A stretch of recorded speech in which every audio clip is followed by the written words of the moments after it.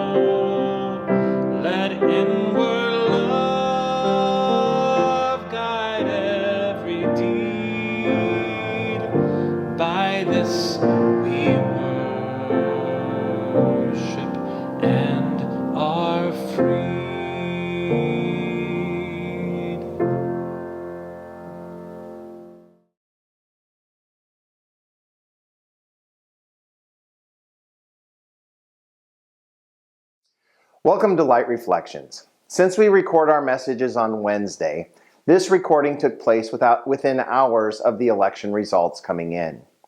I'll be honest, it is not easy for a Quaker pastor with strong convictions to give a message at this juncture. But I clearly sense the Spirit's leading of what to say after having conversations with fellow pastors and friends. The scripture I have chosen for this day is 2 Corinthians 4, 8-12 from the Message version. If you only look at us, you might well miss the brightness. We carry this precious message around in the unadorned clay pots of our ordinary lives. That's to prevent anyone from confusing God's incomparable power with us. As it is, there's not much chance of that. You know for yourselves that we're not much to look at. We've been surrounded and battered by troubles, but we're not demoralized. We're not sure what to do, but we know that God knows what to do. We've been spiritually terrorized, but God hasn't left our side. We've been thrown down, but we haven't broken. What they did to Jesus, they do to us. Trial and torture, mockery and murder. What Jesus did among them, he does in us. He lives. Our lives are at constant risk for Jesus' sake, which makes Jesus' life all the more evident in us. While we're going through the worst, you're getting in on the best. Last Sunday, we had a wonderful time of worship, but clearly there was something weighing heavily on all of our minds and hearts. I know many of us are now in fear, scared for family and friends, and stunned or shocked by how this week played out. I know much of what I'm going to say this morning will go unheard because of all that weighs on our hearts. So I give you the permission to turn this off and go be with trusted friends and loved ones who support and love you.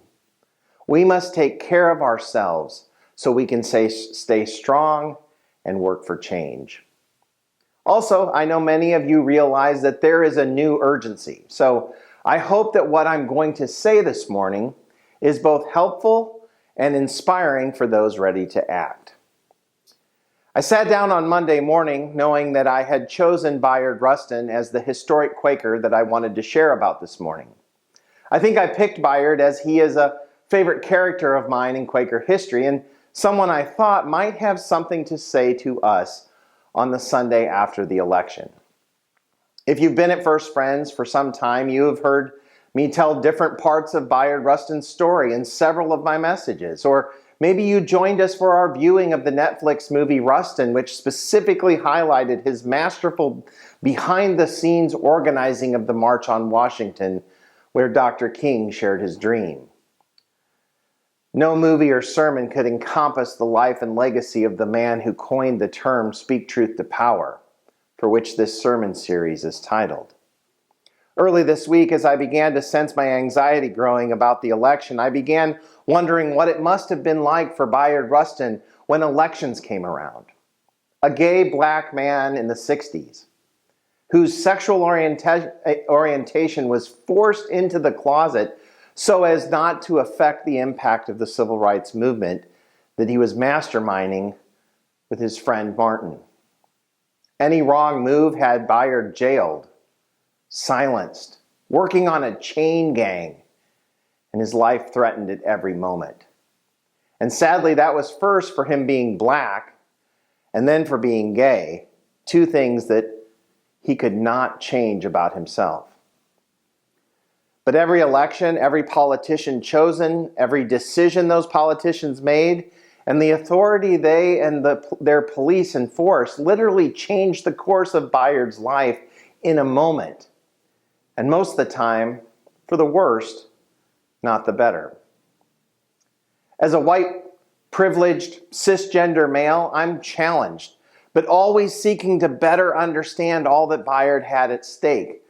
And for that matter, what the black communities and LGBTQ+ folks in our country have at stake today. I do not act as if I can relate or understand, but as a Quaker who believes in equality, I must learn from Bayard Rustin and his legacy and work to not make the mistakes of my ancestors. To uphold his legacy in which he said the primary social function of a religious society is to speak truth to power, which I believe is also my call as a pastor of this meeting of friends. On Monday and Tuesday, I tried hard to channel what Bayard would have been thinking if he would have been alive this week and during this election cycle. And I'm sure he would not have been watching TV and just hoping for the best. Rather, he would have been hard at work, organizing and gathering others to continue the fight. As well, he would have be reminding us once again that he is not safe as a black man, as a gay man, and even as a Quaker who testifies to the spices of simplicity, peace, integrity, community, equality, and stewardship in our own country. I believe if Bayard was here this morning, he would be calling for what he describes as angelic troublemakers to rise up. Something that his friend John Lewis called making good trouble, or what some historians have categorized as simply holy trouble. Meaning that every community should have people who are actively working to disrupt the status quo to create change. It's not bad trouble, rather righteous trouble, and done by holy and good and even angelic or divine people, or as Bayard and friends believe, people with that of God within them.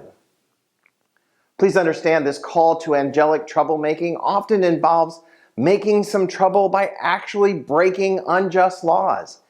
And clearly we are going to be facing some unjust laws in the coming years that are going to affect our neighbors, our loved ones, and fellow friends, especially women, people of color, minorities, immigrants, and the queer and LGBTQ+ communities. If you've not already figured this out in this sermon series, Quaker history is brimming full with angelic troublemakers who have risen to make good trouble, to speak truth to power, and break the oppressive and unjust systems in our country and our world. Now, once again, it is our time to answer that call.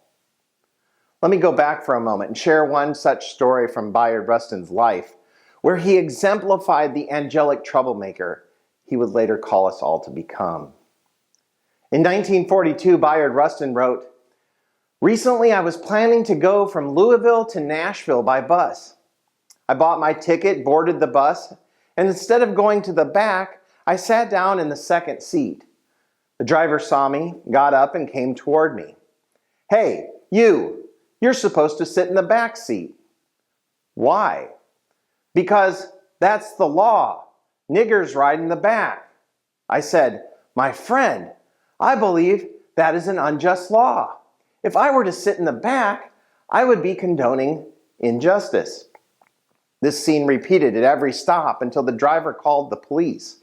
And when the police officers confronted him and demanded that he move, Bayard said, 'I believe that I have a right to sit here. If I sit in the back of the bus, I'm depriving that child,' and I pointed to a little white child of 5 or 6, 'of the knowledge that there is an injustice here, which I believe it is his right to know. It's my sincere conviction that the power of love in the world is the greatest power existing. If you have a greater power, my friend, you may move me.' This was one of the many times Bayard was beaten and arrested for resisting injustice. It took great self-discipline and training for him to intentionally and non-violently break an unjust law. He went on to train many others in the civil rights movement how to break unjust laws in this highly intentional way. Folks, Bayard is showing us that to be an angelic troublemaker often means being called to stand up against tyranny, to strive towards equality, to face a wrong in the world and fight to make it right, even in the face of a society that swears everything is just fine. Sadly, I can see some of us in this room facing these same conditions and atrocities very soon. The rhetoric and the actions are already in place, and people are already fearful, including myself and members of my own family.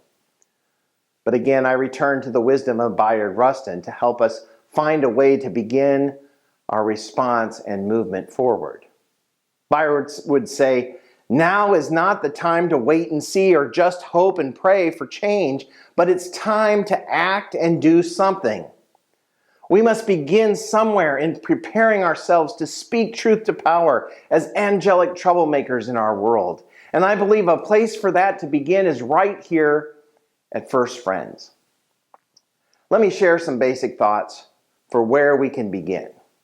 By no means is this a formula or all that we can do.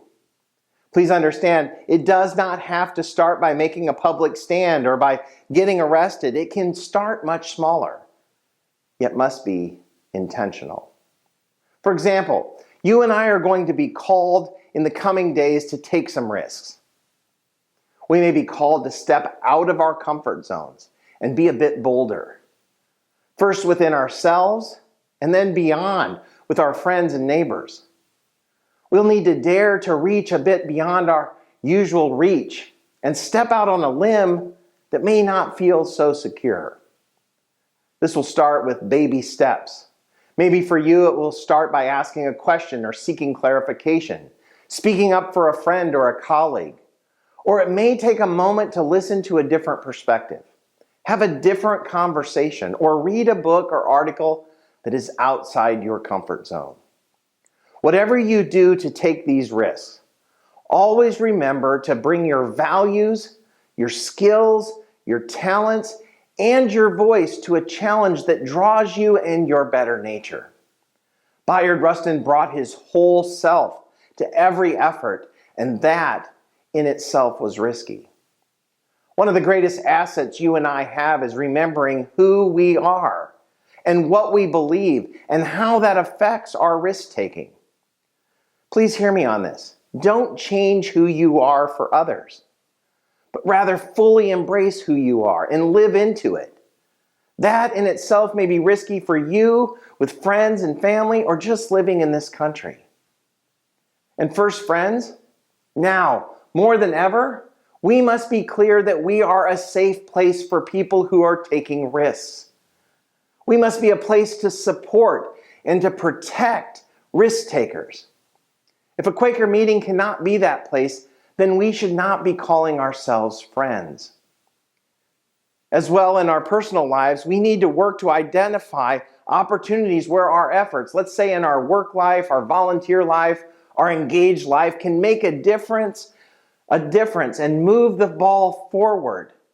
Tip a scale, move a needle, whatever image of critical change making works for you.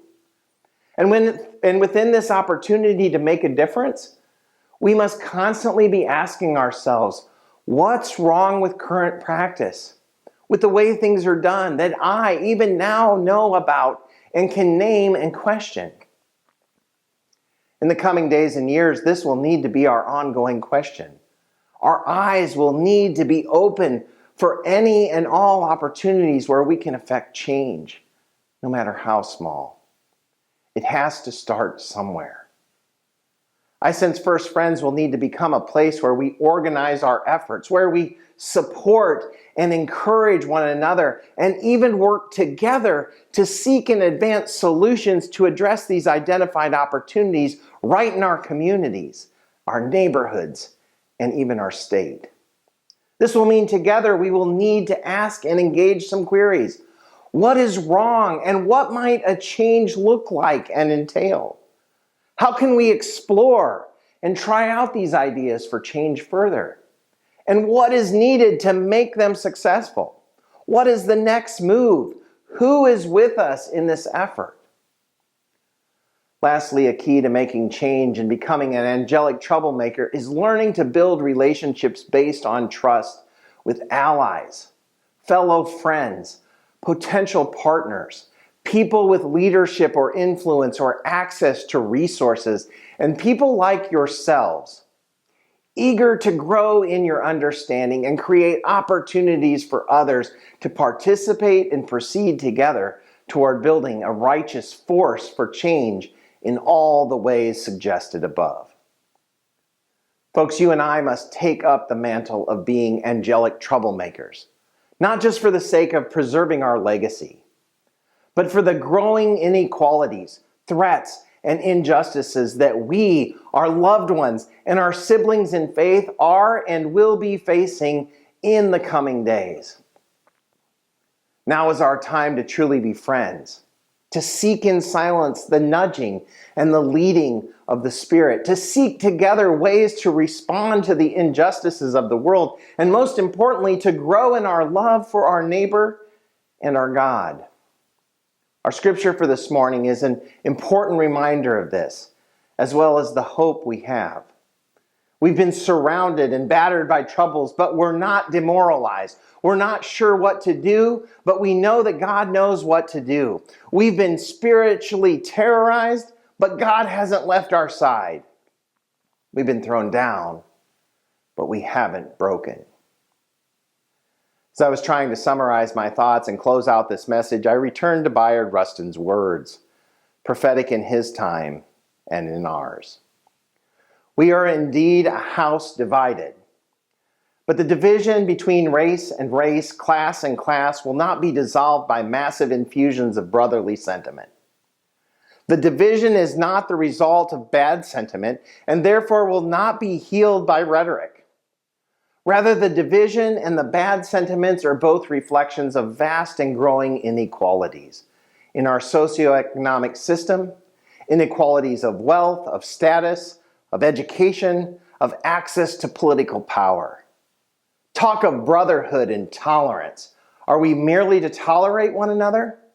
Might once have had a cooling effect, but increasingly it grates on the nerves. It evokes contempt, not because the values of brotherhood are wrong. They are more important than ever, but because it just does not correspond to the reality we see all around us. And such talk does nothing to eliminate the inequalities that breed resentment and deep disconnect.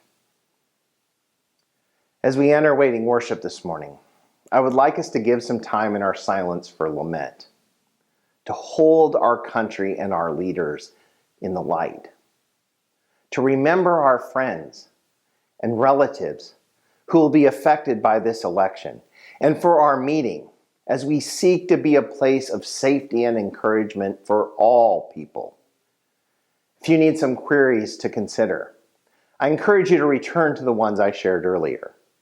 What's wrong with current practices, with the way things are done that I even now know about and can name and question? What might a change look like and entail? How can we explore and try out these ideas for change further?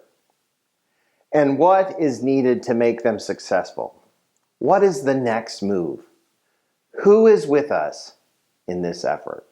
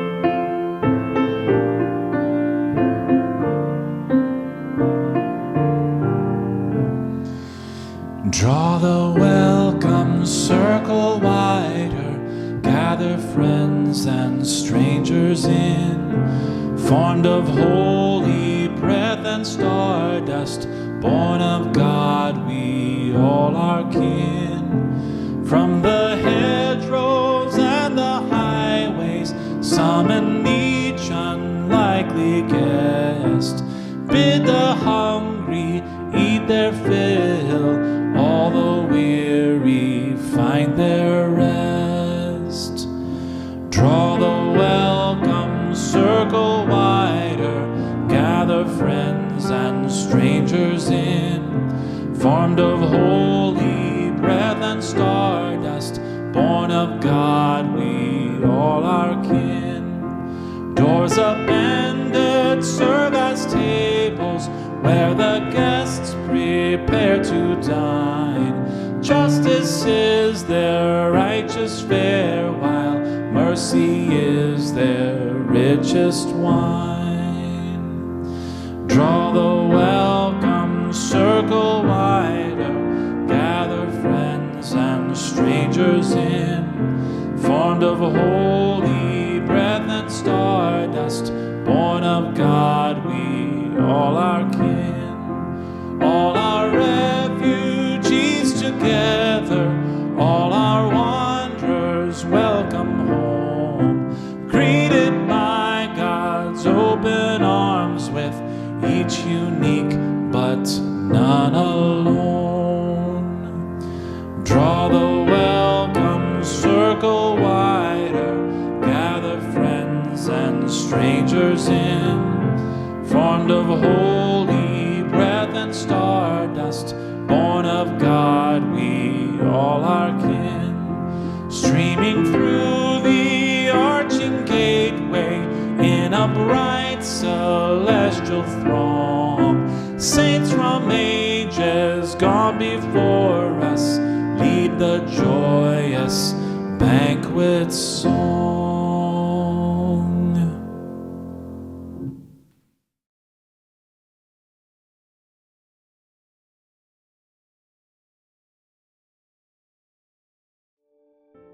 We close this time of worship with a Quaker prayer.